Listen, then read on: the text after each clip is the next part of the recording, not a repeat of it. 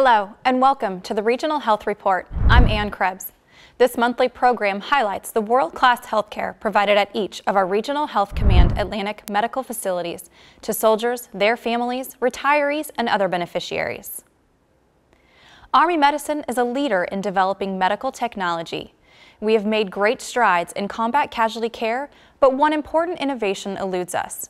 We have not yet developed synthetic blood. According to the World Health Organization, blood loss is the leading cause of death worldwide. The only way the Army can cope with this constant need for blood products is for soldiers to roll up their sleeves and give. Womack Army Medical Center's Chief of Blood Services supervises 2 to 3 blood drives every week at Fort Bragg, North Carolina, and other installations in the region. Blood products are needed for overseas operations and by Army medical facilities stateside, but not everyone is eligible to give.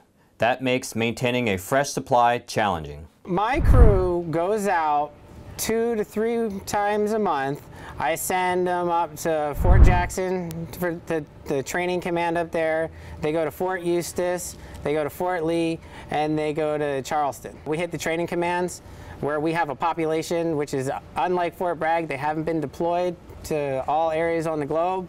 So we have a huge pool of potential donors there. When it comes to combat casualty care, the availability of blood products on the battlefield has led directly to an increase in survivability. In World War II, the mortality rate was 50% for the individuals being injured, and that was coming from what we were talking about earlier from exsanguination. So as the blood program progressed and we were able to push blood farther forward, it went down to 16% in Vietnam.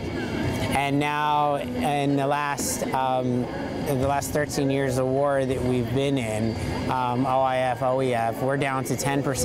And that's because of the advancements that we're making in the Armed Services Blood Program, pushing that blood as far forward to the point of injury as possible. Once the blood is collected, it goes to the Fort Bragg Armed Services Blood Program Lab for processing. Technicians are piloting a new blood plasma product with greater portability that will help medics save additional lives. This product should be able to be easily transported in a medic's aid bag. The temperature control issue that we usually have with frozen plasma products should no longer be an issue, and neither would breakage.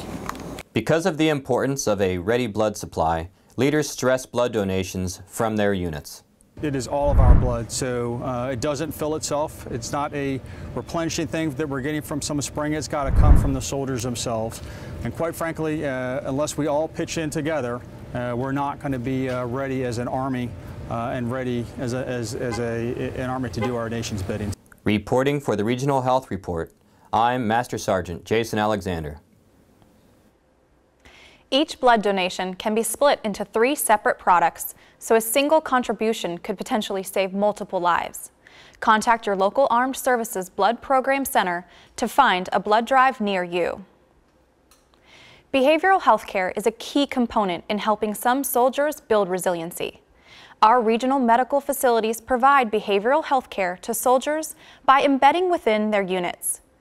Embedded Behavioral Health, or EBH, is focused on early intervention and treatment by a dedicated behavioral health care team in close proximity to the unit's work area and in close coordination with their unit leaders. The idea is that rather than having soldiers coming from those brigades traveling to behavioral health clinics in the MTF, and sometimes that can be a significant trip, the initial advantage was thought to be, well, let's, instead of bringing the soldier to the provider, bringing the provider to the soldier.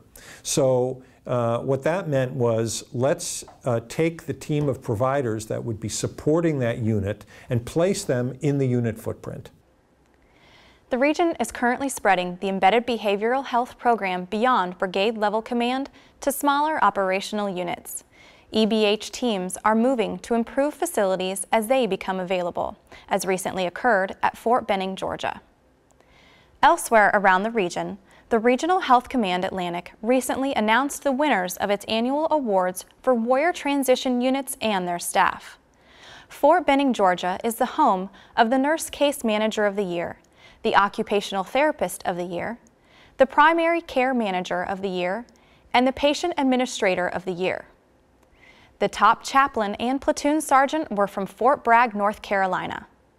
Fort Eustis claimed the best physical therapist, squad leader, and comprehensive transition plan analyst. Fort Belvoir, Virginia claimed the best social worker, and Fort Knox Warrior Transition Unit won the awards for Human Resource Transition Coordinator and Top Warrior Transition Unit in the region for the second consecutive year. Congratulations to all the regional winners. The Army Medical Command winners will be announced in November in conjunction with the Warrior Care Month. And that's the Regional Health Report for October. Join us next month for another show highlighting healthcare across the region. In the meantime, don't forget to check us out on Facebook, Twitter, Pinterest, and YouTube. Thanks for joining us.